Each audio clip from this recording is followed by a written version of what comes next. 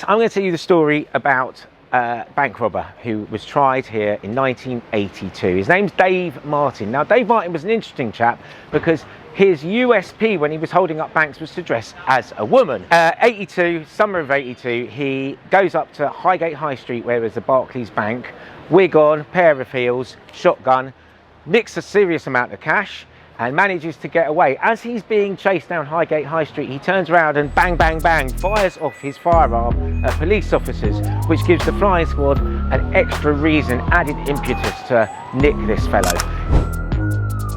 Okay, welcome to an edition of Untold London, brought to you from the steps of the Courthouse Hotel, which is in Great Marlborough Street.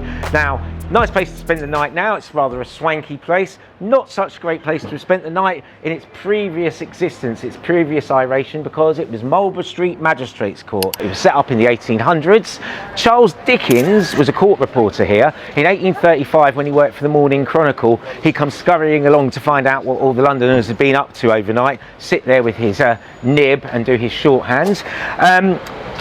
Famous people who've appeared in this magistrate court include Napoleon III, who was witnessing a fraud trial in 1847. 1963, Christine Keeler and the Profumo affair. Christine Keeler was listened to by the beaks in this magistrates court. And actually in the 60s you had John Lennon here. John Lennon came and was tried and convicted of possession of marijuana. So was Mick Jagger. 1969, he got a drugs fine here.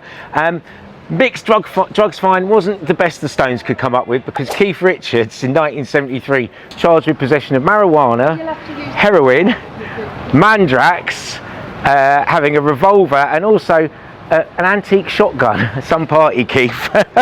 Johnny Rotten was also once charged with drug offences here, whereas actually Oscar Wilde as well. This is where the Oscar Wilde trial began. Oscar Wilde was charged with indecent behaviour at this very spot. I want to tell you a little bit of a story about a not so famous person who went before the beaks here. And this is the story of a man called David Martin. Now, David Martin's wheeze was to dress up as a woman and rob banks. And he did really, really well. Right? He got away with quite a few. You know, he put on a wig, put on a dress, go up, hold up banks. Until he robbed a bank up in Highgate. He robbed Barclays Bank in Highgate High Street in one summer in 1982. Pulls out his shotgun, tells the cashier to fill the bags. Cashier presses the alarm, fills the bag, the police appear outside. Now, the only way David, in his splendid dress and lovely wig, is going to get away is by firing his shotgun at the police. Now, obviously, the flying squad don't like it when armed robbers discharge firearms in their colleagues' direction. They scramble. They want to catch this fella. He's finally arrested in Belsize Park and he's brought down to this magistrates court and put in a cell while he's going to await to be committed. No doubt the trial will be Crown Court. He's definitely been doing this for a few years. They know they've got their man. Little did the police know, one of the reasons David had been so successful in the past was he was a master lock picker. And using a hat pin, a hairpin, he managed to pick the lock and escape. And he actually he wasn't caught until Christmas Eve in 1982. Now, he was very much a wanted man. They were really, really desperate to find him. And there's a massive air of tragedy actually about this story, because after he'd escaped, as I say, on Christmas Eve from this building behind me, the police scrambled, sent lots of officers around, and there was a BBC editor who was leaving. We're just around the corner from where the BBC are.